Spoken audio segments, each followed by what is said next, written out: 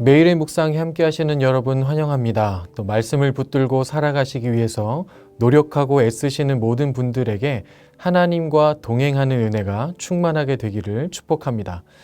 오늘 우리에게 주시는 하나님의 말씀은 골로새서 4장 2절부터 6절까지의 말씀입니다.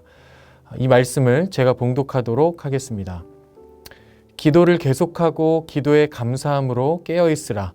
또한 우리를 위하여 기도하되 하나님이 전도할 문을 우리에게 열어주사 그리스도의 비밀을 말하게 하시기를 구하라. 내가 이 일 때문에 매임을 당하였노라. 그리하면 내가 마땅히 할 말로써 이 비밀을 나타내리라. 외인에게 대해서는 지혜로 행하여 세월을 아끼라. 너희 말을 항상 은혜 가운데서 소금으로 맛을 냄과 같이 하라. 그리하면 각 사람에게 마땅히 대답할 것을 알리라. 아멘. 오늘 본문인 골로새서 4장은 사도 바울이 골로새 교회 성도들에게 보내는 그 편지의 마지막 장입니다. 사도 바울은 이 마지막 장의 앞부분인 오늘 본문을 서술하면서 그리스도인들이 살아갈 때 잊지 않고 기억하고 감당하며 살아야 할 두 가지 의무에 대해서 언급하고 있습니다. 우리는 예수 그리스도를 나의 구주로 믿고 영접함으로 하나님의 자녀, 그리스도인이 되었죠. 즉 하나님의 자녀가 되는 것은 우리의 의나 우리의 공로로 되는 것이 아니라 예수 그리스도를 믿는 믿음으로 되는 것임을 우리는 이미 잘 알고 있습니다. 하지만 하나님의 자녀로 인정받은 것으로 끝나는 것이 아니죠.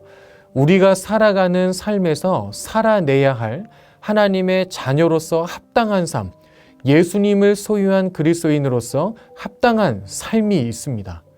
그 삶을 살기 위해서 우리가 감당해야 할 여러 가지 의무들과 감당해야 될 일들이 있는데요. 그중 사도 바울이 오늘 본문에서 골로새 교인들에게 당부하고 있는 두 가지 의무는 바로 기도와 전도입니다. 이 두 가지를 강조해서 말하고 있는 사도 바울인데요. 이렇게 강조하는 이유는 무엇인가 하면 이 두 가지 항목이 그리스도인들이 인식은 하고 살지만 내가 기도해야 한다, 내가 전도해야 한다, 이것을 알고는 있지만 살아가면서 그냥 적당하게 지나치기 쉬운 항목이기 때문에 그렇습니다. 이 두 가지 항목을 하나하나 살펴보면서 다시 한번 우리의 마음에, 우리의 삶에 새길 수 있기를 바랍니다. 사도 바울이 말하는 그리스도인의 첫 번째 의무는 기도입니다. 2절을 다시 보시면 기도를 계속하고 기도에 감사함으로 깨어있으라 이렇게 권면하고 있죠.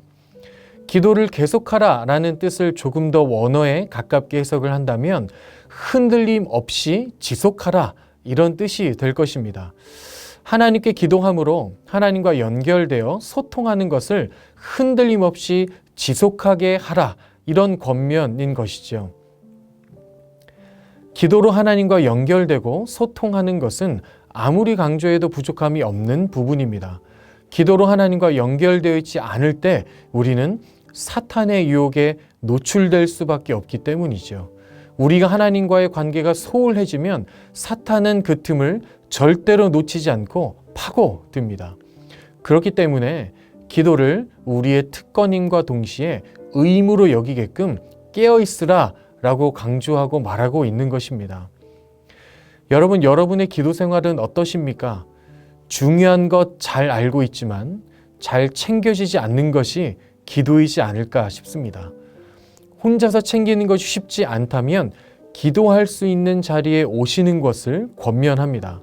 새벽 기도, 화요 중보 기도, 금요 영성 집회 등 교회에서 제공이 되는 기도의 자리를 적극 활용하시기 바랍니다. 혼자 자신만의 골방에서 기도하는 것도 집중하여 할 수 있는 좋은 시간이지만 함께 모여서 기도하는 그 기도의 분위기가 잘 형성되어 있는 그 모임에 들어가서 기도하는 것만큼 집중하여 기도할 수 있는 곳이, 그런 상황이 많지 않은 것이 저와 여러분의 삶이 아니겠습니까? 혼자 자신만의 골방에서 기도하건 함께 모여 기도하는 자리에 와서 기도하건 중요한 것은 기도의 생활을 느슨하게 하지 않는 것입니다. 몸이 편하지만 기도 생활이 느슨해지는 것보다 몸이 피곤하지만 기도 생활을 잘 살아내는 것이 우리에게는 더 선한, 더 하나님 기뻐하시는 방향인 줄로 믿습니다. 기도 생활을 힘써 유지하시며 기도할 수 있음에 감사함으로 항상 깨어있는 저와 여러분 되시기를 축복합니다. 두 번째, 사도 바울이 말하는 그리스도인의 의무는 전도입니다. 5절과 6절 읽어보겠습니다. 외인에게 대해서는 지혜로 행하여 세월을 아끼라.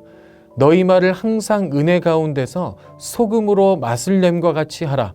그리하면 각 사람에게 마땅히 대답할 것을 알리라. 여기서 말하는 외인들이란 예수님을 믿지 않는 세상 사람들을 뜻합니다. 즉 세상 속에서 믿지 않는 사람들과 함께 살아갈 그때에 지혜롭게 행해라. 그리고 말을 항상 은혜 가운데서 하라. 말을 은혜롭게 하라. 라고 권면하고 있는 사도 바울이죠. 그렇게 하면 자신에게 다가오는 그 사람에게 어떻게 말해야 할지를 알게 하실 것이다. 사도 바울은 그렇게 권면합니다. 여기서 우리가 주목해서 봐야 할 것은 사도 바울이 사람들에게 무턱대고 복음을 전하라 이렇게 말하고 있지 않는다는 것이죠. 그것이 아니라 그 사람들 앞에서 지혜롭게 행동하고 은혜롭게 말하는 그 생활을 먼저 강조하고 있다는 것입니다.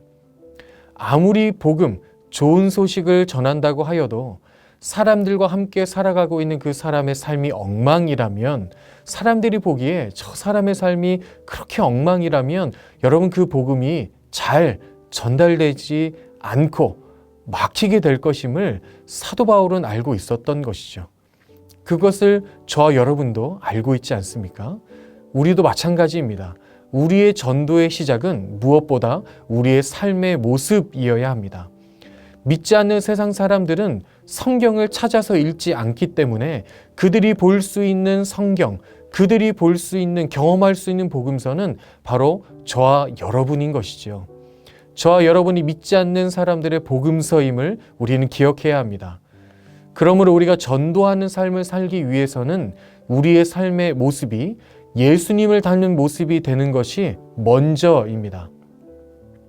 우리가 예수님을 닮은 모습으로 이 세상을 살아갈 그때 그 모습을 보게 되는 믿지 않는 사람들이 우리에게 다가와서 어떻게 그런 삶을 살 수 있는지, 항상 온화한 모습으로 대하고 쉽게 분노하지 않고 항상 감사해하며 어려운 일들 속에서도 소망을 잃지 않고 오히려 당당하게 나아가는 그런 삶을 어떻게 살 수 있는지 궁금해하며 다가올 그때 예수님을 소개해주면 어떨까요? 복음을 전하는 것은 우리의 의무이자 우리에게 사명입니다. 하지만 그 복음을 전하는 통로로 우리의 삶이 동반되어야 한다는 것을 잊지 않고 우리의 삶이 세상의 복음서가 되어 삶으로 주님을 드러내고 삶으로 예수님을 전하는 저와 여러분 되시기를 주님의 이름으로 축복합니다. 설교를 정리하겠습니다.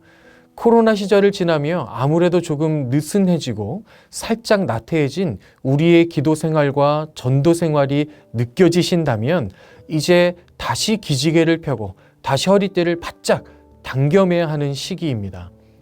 계속해서 기도 생활에 힘쓰며 예수님 닮은 모습으로 살아내기 위해 애쓰며 힘쓰며 우리를 통해 계속해서 복음이 흘러가기를 소망하며 하루하루를 그런 믿음으로 살아내시는 저와 여러분의 삶이 되시기를 예수 그리스도의 이름으로 축원합니다. 아멘. 기도하겠습니다. 하나님 감사합니다. 부족하고 연약한 우리를 하나님의 복음을 전하는 통로로, 도구로 사용하여 주시니 감사합니다. 하나님, 그러기 위해서 우리가 항상 기도로 하나님을 기억하고 기도로 하나님과 연결되어지고 기도로 하나님과 소통하며 기도로 하나님과 함께 동행하는 그 삶을 계속해서 살아갈 수 있도록 우리를 인도하여 주시고, 또한 우리의 삶이 예수님을 닮은 삶이 되어서 먼저 우리의 삶으로 예수님을 드러내고 보여주고 소개하는 그런 삶을 살아내어서 우리를 통하여 기도하며 예수님 닮은 모습으로 살아내는 우리 모두를 통하여 많은 믿지 않는 사람들이 더 주님께 나아가는 일에 우리가 사용되어지는 우리 모두의 삶이 될 수 있도록 함께하여 주옵소서. 감사드리며 예수님의 이름으로 기도합니다. 아멘.